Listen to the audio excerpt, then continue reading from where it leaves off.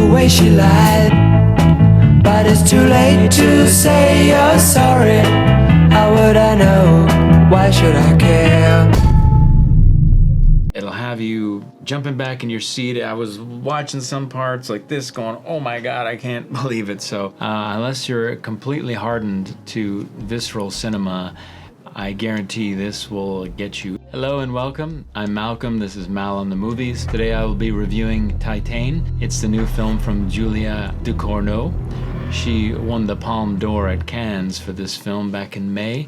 It just opened here a day ago, and wow, it's a fantastic film. This sort of very visceral, external experience of this fusion of metal and human beings. How Julia Ducournau brings this idea forward in her film is that she has her protagonist, a young girl, a 12-year-old perhaps, riding in the back of dad's car. She's being precocious, she's bored, she starts kicking his seat, etc., and then she takes her seatbelt off while he's driving down the highway. So, of course, he turns around in a rage to tell her to stop, and right then we get into an accident. The accident sends her to hospital where it's decided that she needs a steel plate in her head. So this causes a permanent scar in her side skull cap, which sort of becomes a signature of her character throughout the film. I feel like it just delivers a lot of gut punches. To me, it did, especially in the first 20 minutes, and that's exactly, I think, where people are getting this idea that it's shocking. I don't agree that the film is shocking. I don't think it's gonna make anyone's top 100 list of the most disturbing films or anything like that. I mean, there's no cannibalism, there's no dismemberment, there's nothing here. I think you'd see worse on The Walking Dead, to be honest. I kind of compare it to H.R. Geiger's visual conceptions for Alien back in the 70s, I guess. So, there's nothing here that's any further beyond that sort of fantastical sci-fi type of artwork.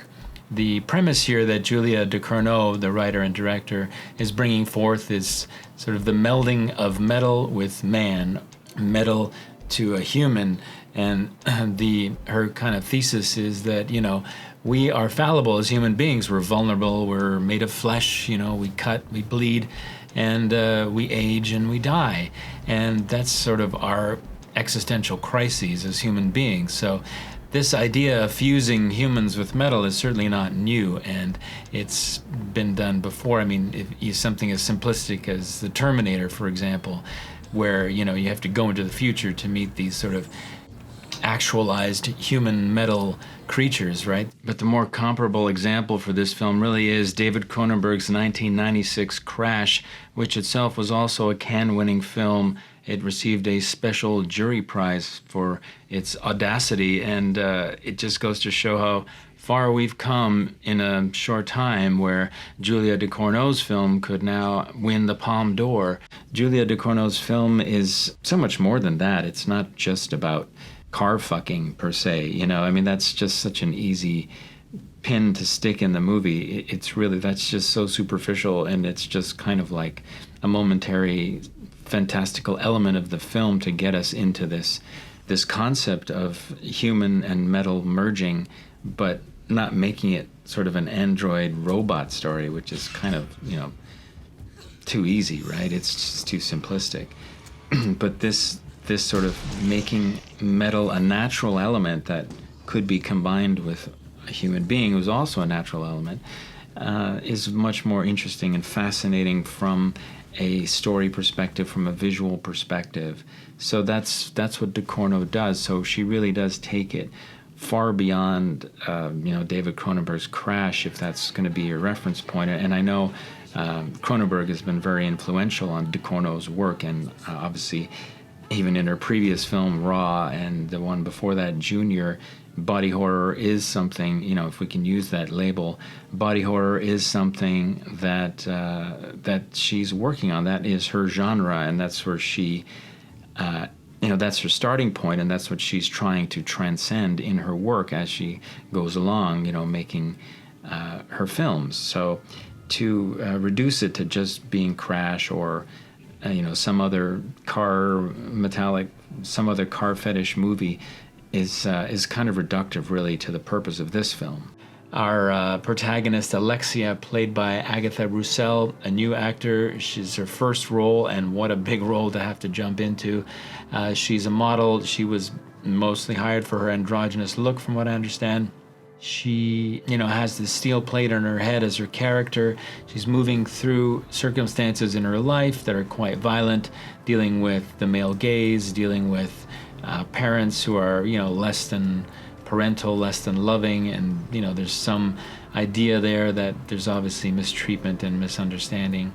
And this brings her to her sort of new pseudo father figure. So she starts a new life with a new identity, and we meet Vincent, and he is sort of an alpha male aging firefighter. Basically, I just want to cut to the chase and say that it's a really thrilling film. There's an exciting performance from this new actor, and writer-director Julia Ducournau just does a fantastic job of presenting this thrilling idea of fusing metal with humans. So, as I said, I don't think it's shocking. What I most admire about this film is really it looks at gender identity and gender fluidity, but in a completely non-didactic way. It's not trying to shove any thesis down your throat.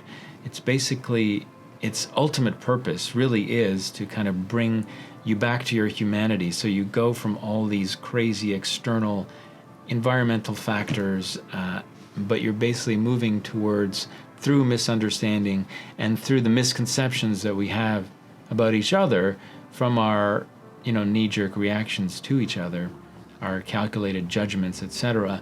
So we move through these, and basically Vincent and Alexia, they have to navigate their own misinterpretations of each other. And Ducournau does it so artfully that it's just, it's hard to describe. And that's the other thing about this film, is it really defies categorization. I mean, it's not a horror, it's not a sci-fi, it's not a drama, yet it has all those elements, and it kind of fuses all those elements together in its own unique sort of way, in its own unique smeltering pot, if you will. As I said, it's not a didactic exercise. I don't believe Ducournau is coming at it from, a severely manipulative point of view where she wants you to think a certain way, etc.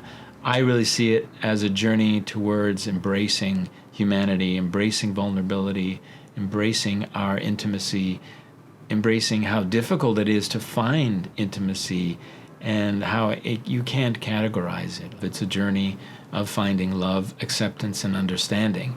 And Ducournau does this in a beautiful, imaginative way. Obviously, it's not for the faint of heart. It's a very visceral film.